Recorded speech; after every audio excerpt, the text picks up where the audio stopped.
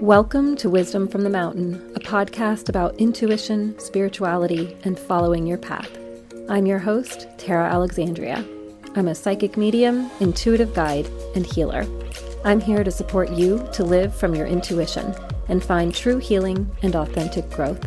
Thank you for being here and for your willingness to live your best life, for yourself and for the world around you.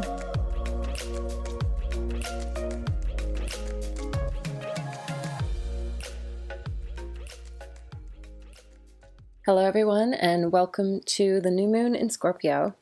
I hope that you are doing well right now during this time, and I hope that you're feeling as wonderfully ready for the reset that this new moon is bringing as I am. We were invited to shed so much over the course of the past few weeks, the past month, and the past energetic cycle, and right now, we're really moving into more shedding and more releasing. This episode is a little different because I have decided to invite you to do something for yourself, to invite you into a specific aspect of your healing. The reason for that is because this new moon is asking us to really look at deep aspects of our life and how it might need to change. But one of the overlying patterns that I keep hearing and that I keep working with people around is old family patterns, old history, sometimes lessons that our great-grandparents were learning, then our grandparents, then our parents, and that we are stuck in somehow, that we are on a loop with, and that it's really time to bring some conscious awareness to. In my episode last week with Cassandra Solano, we dove into ancestral healing and in these patterns, these exact types of patterns. And I love that it came up during my discussion with her because it's a very, very strong time to do this work for yourself. So many people in the spiritual community right now are talking about how the veil is thinner during this month. And the Celtic holiday of Samhain really underscores that. And you can see that we are supposed to be connecting with our ancestors at this time, that we're supposed to be connecting with spirit directly, and really getting to a space where we're learning lessons, deep lessons, because this is a new moon in Scorpio.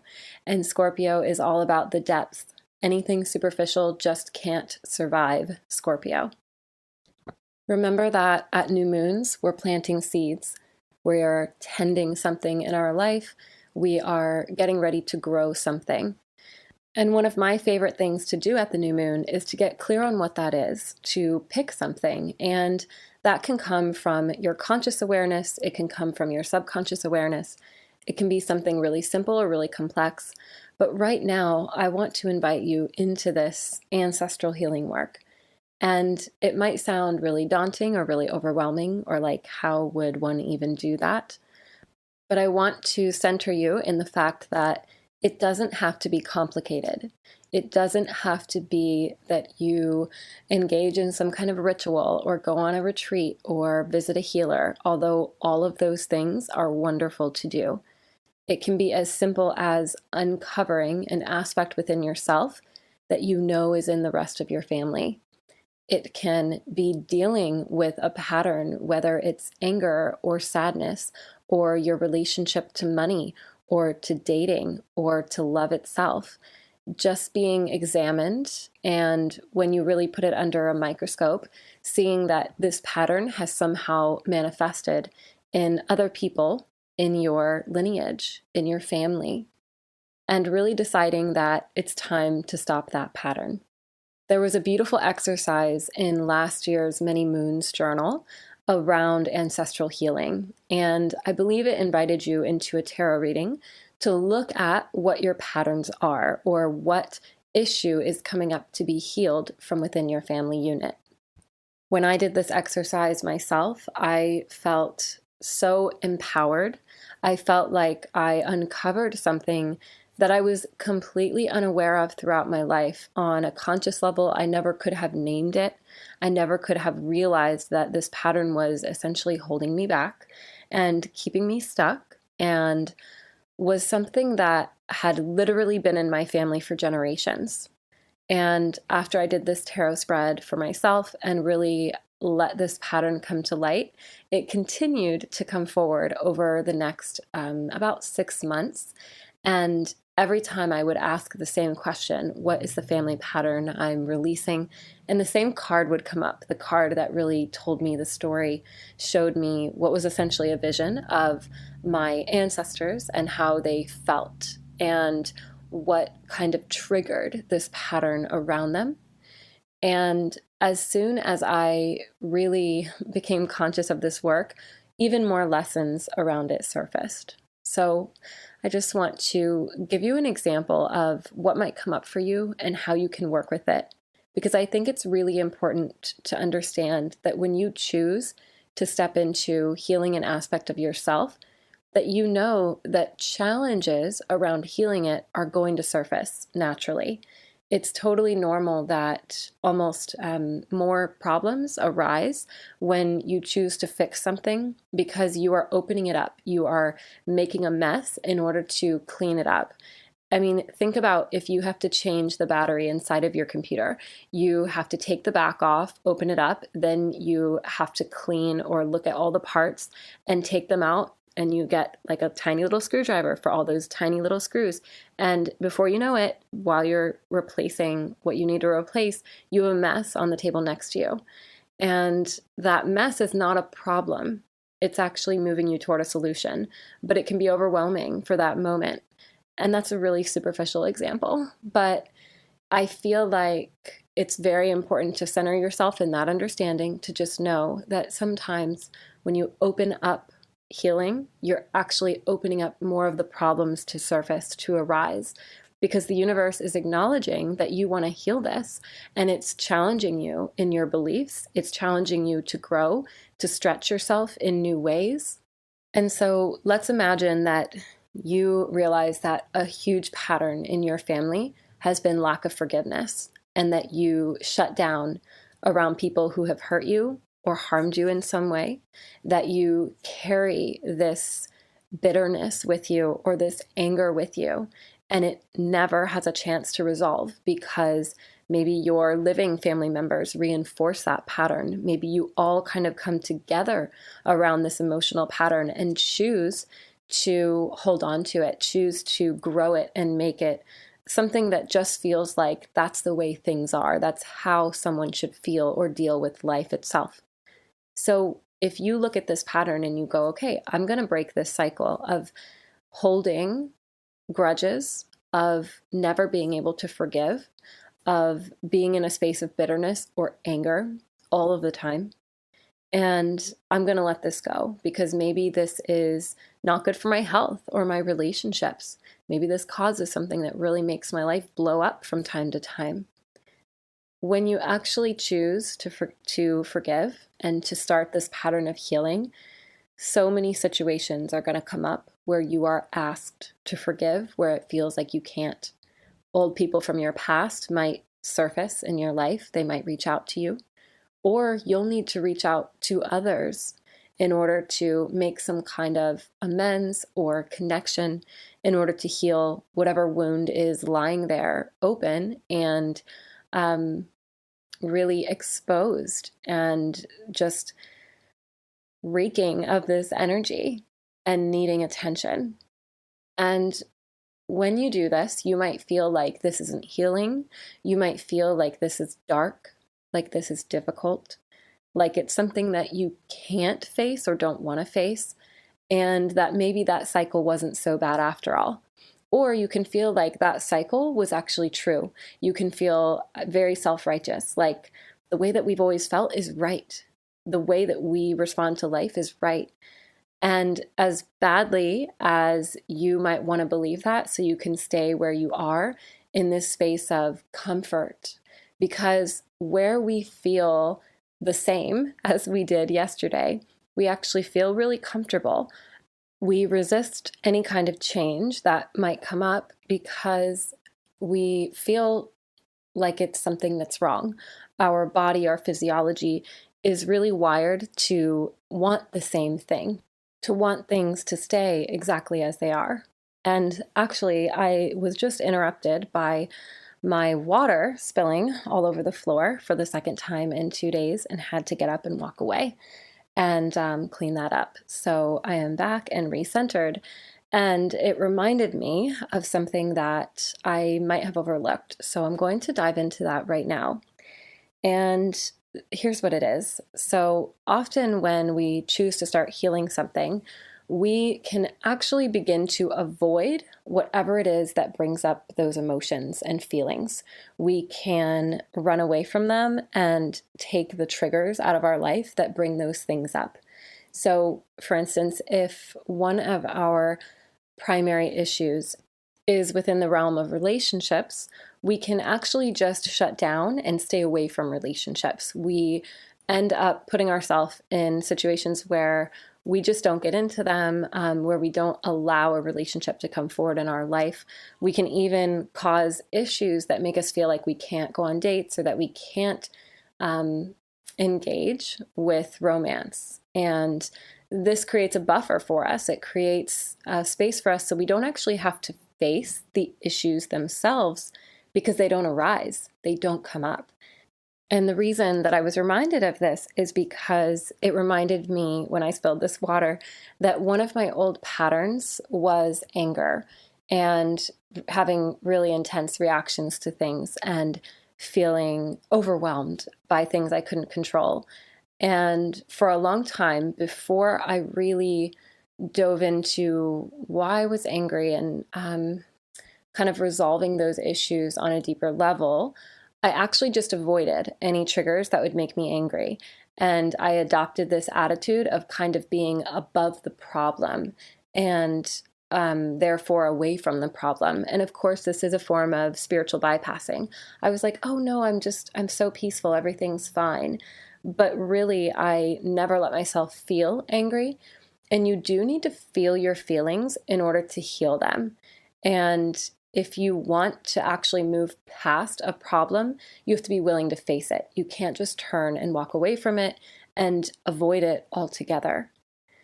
So, some ways that you can uncover what you're ready to heal next are simply through talking to family. Talking to family, being around family, spending more time with family is a guaranteed way to bring up some of your oldest stuff. Your triggers arise when you're around family. And I can't remember who said it, but I think it was Ram Dass. He said, think that you're spiritual, go home.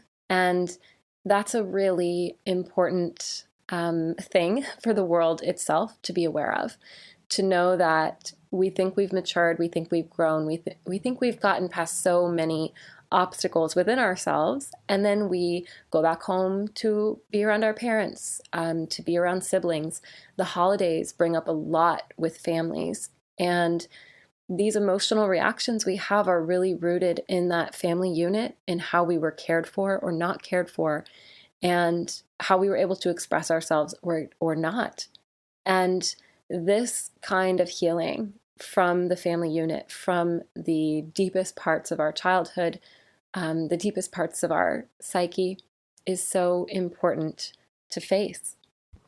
When these triggers come up, when the issues arise and you realize, okay, this is something that needs healed. This is something that my family has always been fearful of, or that we simply believe runs in the family and we don't do anything to fix it. This is a financial pattern that I'm stuck in, that my greats were also stuck in, and I'm unwilling to go forward in the same pattern.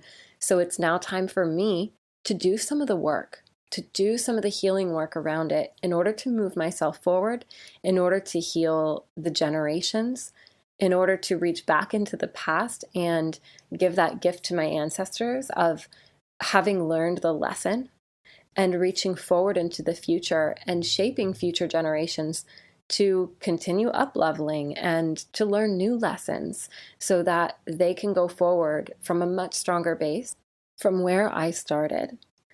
And another way to really begin to look at this work is to simply look at your life. Look at the different realms of your life. And I'm seeing this activity that I did at one point where you draw 4 circles and you make them different sizes based on how much of your life they take up. So if you work a lot, or if your career is really important to you, career might be the biggest circle. And then maybe you don't have many friendships, or maybe you don't put a lot of time into your friendships because, of course, the quantity doesn't truly matter. Hello, fellow introverts. That little circle of relationships might be like minuscule next to career.